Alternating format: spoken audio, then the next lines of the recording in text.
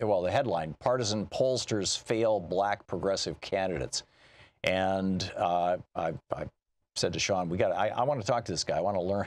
I want to share this with all of you.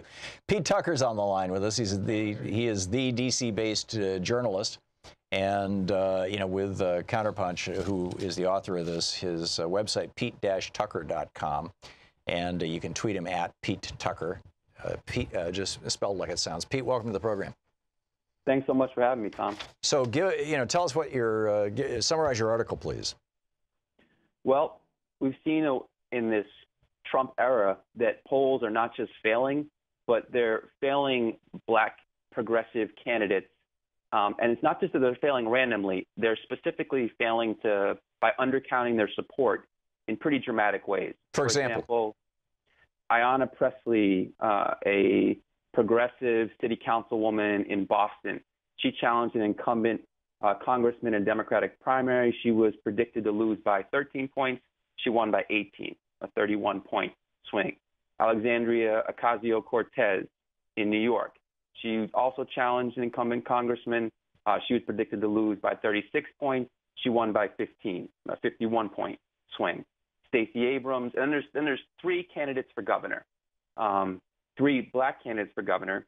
This country, by the way, has elected 2 black governors in its history, and we have 3 Democratic nominees for governor. In Georgia, Stacey Abrams, the last poll had her winning by 20, but she won by over 50. Maybe the most shocking one was Andrew Gillum in Florida. There were 9 polls taken in the lead up to the Democratic primary. 8 of those polls had Gillum. He's a progressive African-American mayor of Tallahassee. 8 of those polls had him coming in 4th. One of those polls had him coming in tied at 3rd. Florida is the 3rd largest state in the country. Gillum didn't finish 4th, didn't finish 3rd. He won the nomination. The highest poll. He walked away with it. He walked away with it. The highest poll had him at 16%. Most polls at 12%, and he finished at 34%. Yeah. Yeah. So why is this, Pete? I mean, the kind of common sense, simple explanation seems to be that minority communities have historically not been as engaged in the voting process as have white suburban communities, for example. And now they're starting to get more engaged in that process, or they're not just starting. I mean, through the Obama presidency and whatnot, getting far more engaged, but they're not being polled? Or is it that is it that, or is it that the polling is skewed toward basically white Democrats, white Republicans? I mean, what's going on? Why is this? Well, I think what happens is that, and I've been learning this as I go along, because something's going on here. Yeah, and I don't see any good, clean research on this stuff. This is the kind of stuff that you would think Pew or Harvard would be all over. It would be helpful. So a lot of the polling, there's different types, but it seems to be that most of it is based on a fundamental guess, which is who's going to be a likely voter. And one of the strongest indicators is what happened last election. And you're going to look at the last, non-presidential election. So go back to 2014. Right. Well, in 2014, you had historic lows. In over 50 years, it was the lowest turnout in something like World War II. And so if you're going to use that as a base, a pre-Trump election, and then 2016, of course, President Trump is elected. And with all his venom towards women, towards minorities, to pretend that somehow that's a solid base, a pre-Trump election with the post-Trump, is a little bit, I kind of see it a little bit like Rip Van Winkle, in the sense that the pollsters took a 2014 election and then went up into the mountains and went to sleep like Rip Van Winkle and came on down not knowing that a revolution had taken place. And I think there's a lot more energy than the polls are picking up among young voters, among non-white voters. And so that's my guess as to what's happening. But it is interesting, Tom, that these polls aren't just failing. It's not random. They are consistently undercounting the vote, the support for progressive candidates of color. And this turns out to be far more problematic than it's not just a mistake, because there are real consequences to this. But they're not undercounting or missing progressive candidates who are white. Is that correct? Well, I have to look more carefully at that. It's not. It certainly hasn't been as Stark. gross a mistake, a stark disparity. Yeah, very interesting. Well, Pete, as you continue your research into this, would you keep us up to date? Yeah, and if I can make one more point, Tom. Please do so. This is problematic in and of itself, but it has the danger of becoming a self-fulfilling prophecy.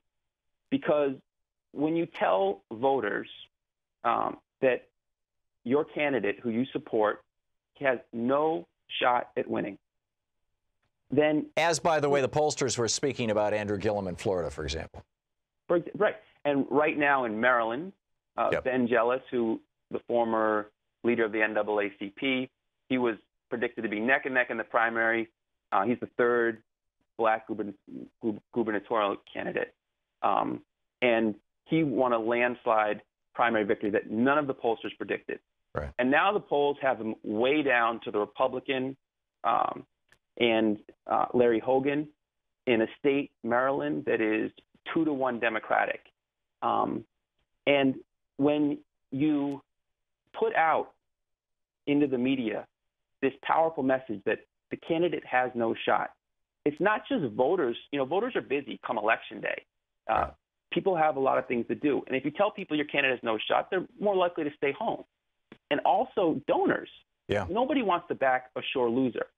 Yeah. And so this is very dangerous. And this is why the Associated Press, in updating its AP style book earlier this year, it said because polls are so often intoxicating for journalists, that the AP is updating its style book to with this word of caution to journalists. Poll results that seek to preview the outcome of an election must never be the lead, headline, or single subject of any story. And yet, time and again, this is what we're seeing. Well, particularly on television. I mean, television news, I think, is the worst at this because they're always, breaking news, here's the headline. You know, and it's all horse race stuff. True. They don't even talk about issues. They just talk about horse race and personality. And this not talking about issues is really significant because you could poll on any number of things, but to keep polling on just how much you like the candidate, but not on the issues. It's not that they don't poll on the issues. It's much more seldom, and it's not as prominently reported. Now, if you had an election here in Maryland on the issues, for example, $15 an hour minimum wage, 71% of Marylanders support that. And you go on down the list, and that's a central plank to Jealous's campaign. Right. But that's not what's discussed. It's discussed as how popular Hogan is. And in my reporting, I've looked at the Washington Post, which is liked by many on the left, and because of its aggressive reporting on President Trump, and I'm all for that. But the Post, if you take Trump out of the picture, a nice thought, what exactly is it that the Post is against? It is anti-labor and organization as they come. It's for every war. And it really exists to defeat candidates that are progressive, that are pushing Medicare for all and a $15 an hour minimum wage. And I think you could say that of virtually all the major media. I think, I haven't studied, well, I think you could say certainly that. Certainly network television. I think you're right. But the Post has been particularly pernicious in how it has given just the most favorable coverage to Hogan, saying he's bipartisan, he's moderate. You know, this is someone who was backed by the Koch brothers, who was with an organization, the Maryland Public Policy Institute, before coming to office that had Koch donor support. Another little detail that almost never makes it into the press. The Koch brothers are dropping $300 million in this election. Shelley Adelson's, got 10, 20, 30 million. I forget the number. And they talk about, oh, gee, it looks like this race is tightening up. I wonder why. And nobody says, well, maybe it's tightening up because they just dropped $10 million into that state, with slash and burn attack ads that in many cases are just plain old flat out lies. Yeah. And then the poll will say, well, how do you feel about this, that, or the other, rather than reporting on what people actually want as far as where we go into the future.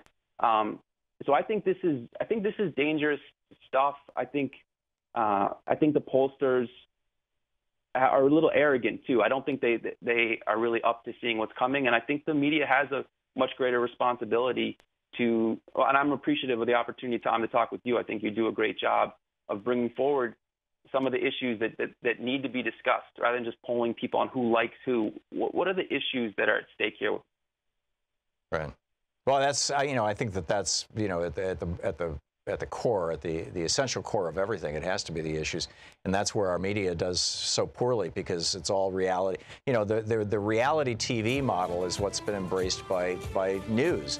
So they sit around with a couple of pundits talking about something, and everybody's opinionating, but they're not talking about the issues. They're talking about who likes who, and who's up and who's down, and what do you think, and it's just it drives me crazy watching talking heads on TV who are not even experts, right, in particular areas. I can understand having an expert on to explain something to somebody. I want Neil deGrasse Tyson to be explaining astrophysics. But anyhow, Pete Tucker, thank you, Pete.